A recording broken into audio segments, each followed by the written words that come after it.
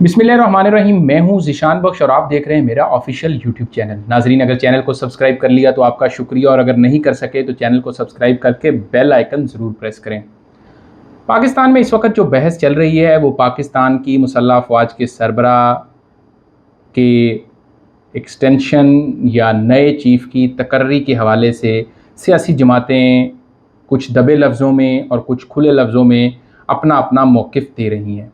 और इस सारी सूरत हाल में तब्दीली उस वक्त आई जब इमरान ख़ान जो गुज़िश्ता चंद माह से इदारों को हरफ़ तनकीद बनाया हुआ था, उन्होंने कभी न्यूट्रल्स कहकर उनसे ये कहा जाता था कि क्या आप वाकई न्यूट्रल हैं, कभी उन्हें कहा जाता था कि आप न्यूट्रल हो जाएं, कभी उनको अपने अपने अंदाज से तहरीक इंसाफ की जो क़यादत थी वो उन पर तंज़ भी करती थी। कभी मिस्टर एक्स का इमरान खान ज़िक्र करते थे, कभी मिस्टर वाई का ज़िक्र करते थे, और एक जलसे में तो उन्होंने मिस्टर जेड का भी तारुफ़ करवा दिया।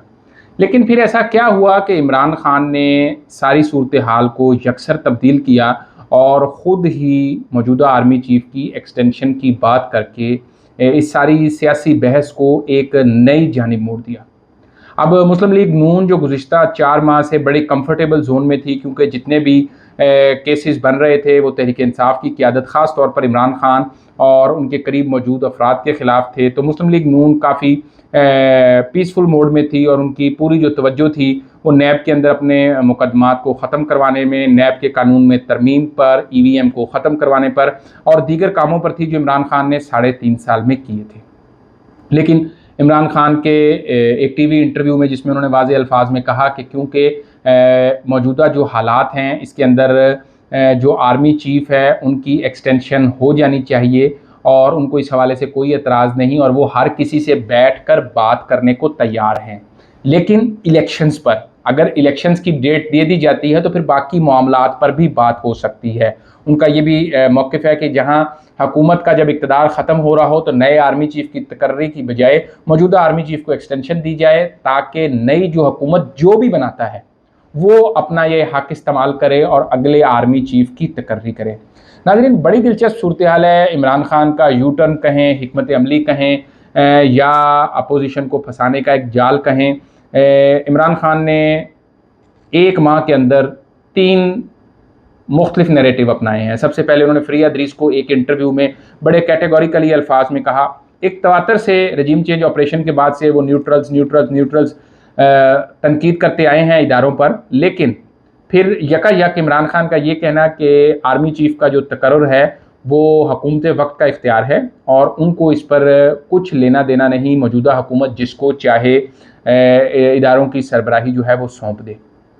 इस बयान को एक इमरान खान की तरफ से सॉफ्ट मैसेज समझा गया और उसके बाद इमरान खान दोबारा से इदारों को हरफ तनकीद बनाते रहे। लेकिन फिर इमरान खान का ये कहना कि कैसे नवाज़ शरीफ और सरदारी जो एक लंदन बैठा है, एब्सकॉन्डर है, और दूसरा मनी लॉन्ड्रिंग समेत मुतअद्दिद उन पर मुकदमात हैं, जिन दोनों ने मुल्क लूट कर खाया, उनको कैसे इख्तियार दिया जा सकता है कि जी वो मुल्क की जो मुसल्लह अफवाज हैं उनके सरबराह का तकर्रुर करें। ये बिल्कुल एक नई तब्दीली थी। अब तहरीक इंसाफ के अपने जो मरकज़ी रहनुमा हैं वो भी बाज़-औक़ात हैरान होते हैं कि इतनी तेज़ी से इतना पॉलिसी शिफ्ट बिल्कुल वैसे ही है जैसे मरीम नवाज़ वोट को इज़्ज़त दे का नारा 3 साल 3.5 साल लगाते रही। जूँ ही इमरान खान को वोट ऑफ नो कॉन्फिडेंस के ज़रिए निकाला गया, उसके बाद किसी जलसे में फिर वोट को इज़्ज़त दो का नारा सुनने में नहीं आया। गो कि मुस्लिम लीग नून के इस बयानिए और इस स्टेप ने एक बहुत बड़ा धचका लगाया। यही वजह है कि 17 जुलाई के तमाम तर जो इलेक्शंस थे वो नून लीग को उनमें बुरी तरह से शिकस्त हुई। गो के इल्ज़ाम लग गया कि जी लोटे थे और उनको जो टिकट देने का फ़ैसला था वो गलत था। लेकिन मेरी नज़र में नून लीग की पॉलिसी की कंसिस्टेंसी ना होना भी एक इसकी वजह थी। अच्छा, वापस आते हैं अपने नुक्ते पर। अब जब इमरान खान का पहला बयान देखें तो वो ये कह रहे थे कि मौजूदा हुकूमत का इस्तेहकाक है, वो जिसको मर्ज़ी लगाए। चंद हफ्तों के बाद नया बयान आता है, जी हम मौजूदा हुकूमत को ये इजाज़त नहीं देंगे कि वो आर्मी चीफ़ लगाए। तो भाई आप कौन होते हैं? आपसे कौन पूछ रहा है? आपको तो ये हक़ नहीं है। वो बेशक 80 सीटों वाले हैं, 85 सीटों वाले हैं, आपके पास 140 सीटें हैं। That is not the issue. The issue is who is the ruling party in Pakistan, who is the ruling alliance. जो हुकूमत में है उसका ये इस्तेहकाक है।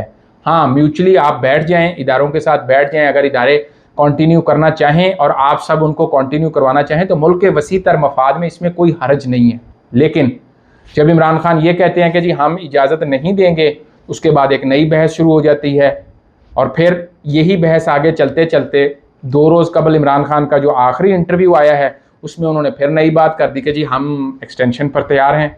अब जब इमरान खान ने लेटेस्ट बयान में ये कह दिया कि हम एक्सटेंशन के लिए तैयार हैं तो नून लीग दूसरी तरफ जाके खड़ी हो गई।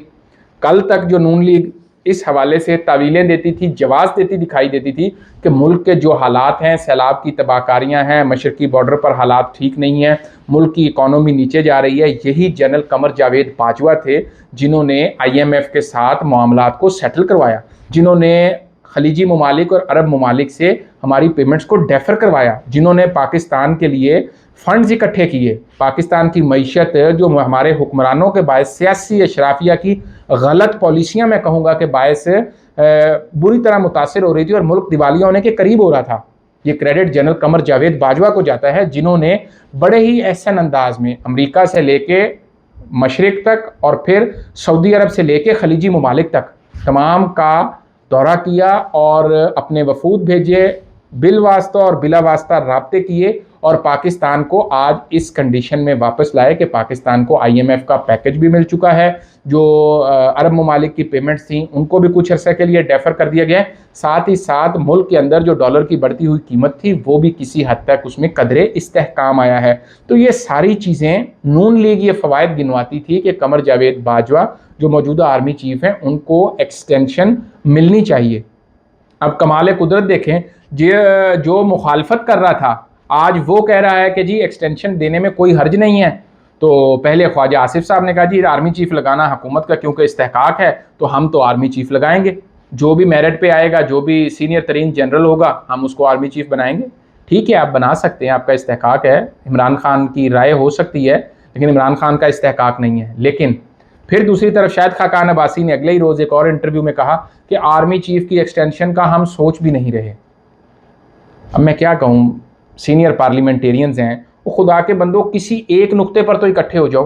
कल तक आप सब कह रहे थे कि आर्मी चीफ की एक्सटेंशन ज़रूरी है और उस वक्त इमरान खान कह रहा था कि आर्मी चीफ की हम जो है नई तकर्री के हक में नहीं हैं, तो ये एक्सटेंशन करना चाह रहे थे। अब जब इमरान खान एक्सटेंशन पे आए हैं तो ये कहते हैं जी हम एक्सटेंशन नहीं चाहते, हम नया जर्नैल लगाएंगे और नई तकर्री करेंगे। खुदा के लिए जो भी करना है मुल्क के साथ और मुल्की इदारों के साथ ना खेलें। सियासतदान अपनी लड़ाई अपनी सियासत तक रखें, इदारों का जो इमेज है उसको ख़राब ना करें। पाकिस्तान के जो अफवाज हैं वो दुनिया की बेहतरीन अफवाज में से हैं। हमारी मुसल्लह अफवाज की दुनिया भर में मिसालें दी जाती हैं, लेकिन अफसोस का मुकाम है कि हमारे सियासतदान अपने ज़ाती मफादात की खातिर अपनी ज़ाती लड़ाइयों को लड़ने के लिए इदारों का सहारा लेते हैं। वो इमरान खान लेते हैं तो वो भी गलत करते हैं, वो शरीफ फैमिली लेती है वो भी गलत करती है, वो जरदारी फैमिली लेती है वो भी गलत करती है। अब एक तरफ आप ये कह रहे हैं कि मुल्क जिस हालत में है, जहाँ पर सैलाब की तबाही मौजूद है, वहाँ पर कुछ अरसे के लिए एक्सटेंशन देने में कोई हर्ज नहीं। वैसे भी इलेक्शंस तो फौरी तौर पर नहीं हो सकते, मेरी नज़र में 2-3-4 माह बाद ही इलेक्शन होंगे और जब भी होंगे मेरा ख्याल है मार्च अप्रैल के करीब जाकर होंगे।